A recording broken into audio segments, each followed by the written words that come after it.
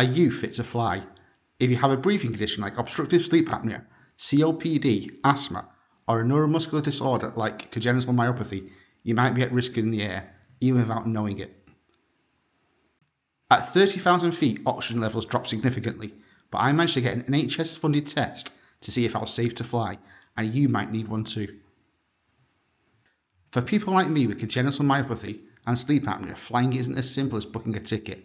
That's why I'm here today, to take a medical test that will decide if I need extra oxygen at 30,000 feet.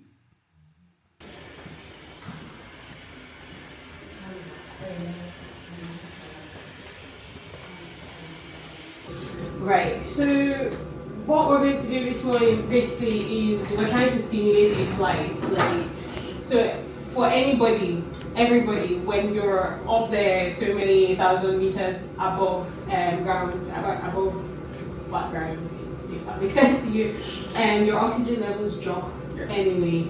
But for some people, it might drop a lot less than we want it to. It might drop to a point that might affect you, which is why you'll be asked to do this test to see if you require oxygen while you're flying.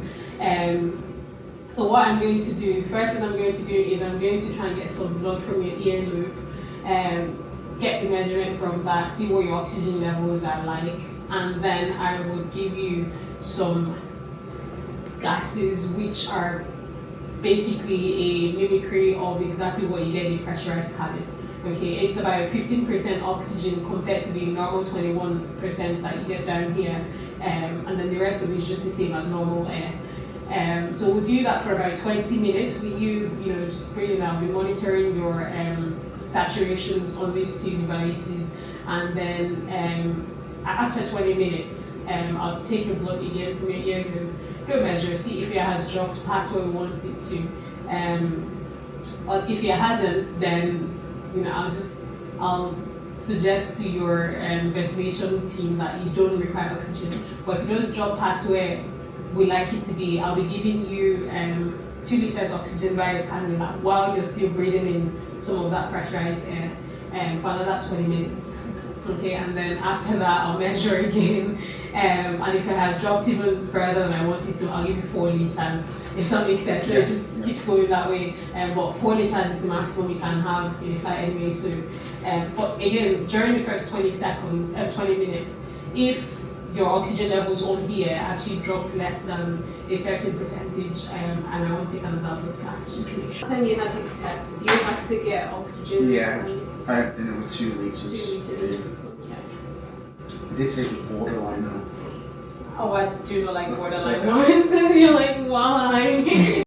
Right, so what you're going to feel next is a sharp scratch, and then I'll take a blood sample and go analyze it, okay? Okay, so your oxygen levels are within normal limits just now, now we try and make them abnormal. Just because I can.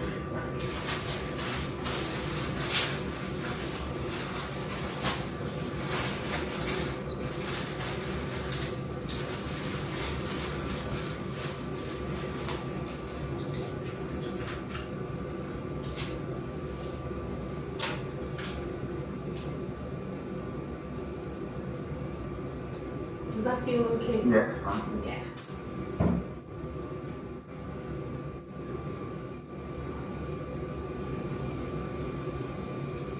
Right. So that just goes on like that for the next 20 minutes. Your oxygen levels still look very good. So I'm just going to keep monitoring. Okay, I'm going to start a timer. That took way longer to boil than I thought. That's like reduced liquid in the kettle. Like I can't do it. So why is it not boiling quickly? So we're just going to do the same thing that we've done before: sharp scratch, blah blah blah. The hot water on your earlobe may sting just a wee bit because there's already a scratch on there.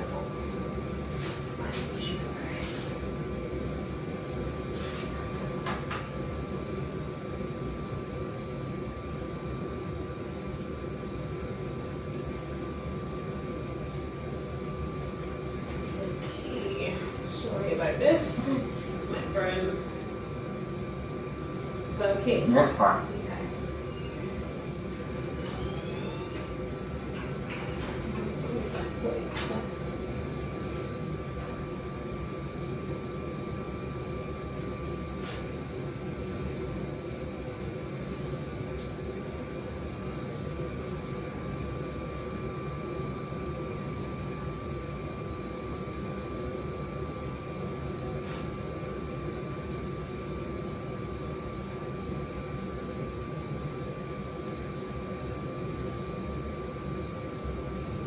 Right, let me try my luck.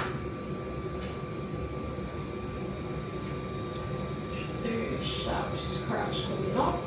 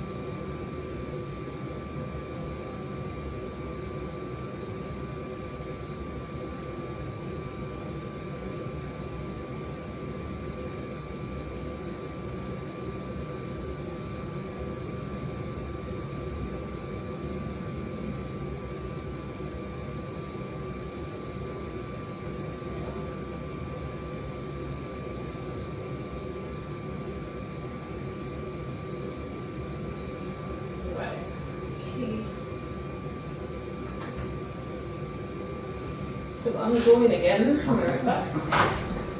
You okay? Right, so good news.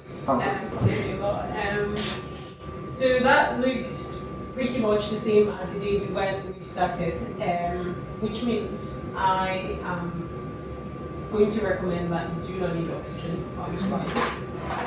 So that's all finished here today. You're free to go home. I'll get the report sent over to the team and the ventilation unit. And then you can just speak to your reception about getting that letter. That's brilliant. Thank you. So that was my hypoxic challenge test. It's a simple but important check if you have a breathing condition and plan to fly. If you think you might need one, talk to your doctor, especially since NHS tests need booking well in advance. Let me know in the comments if you've ever had one of these tests or if you have any questions. And if you found this video helpful, don't forget to like and subscribe for more.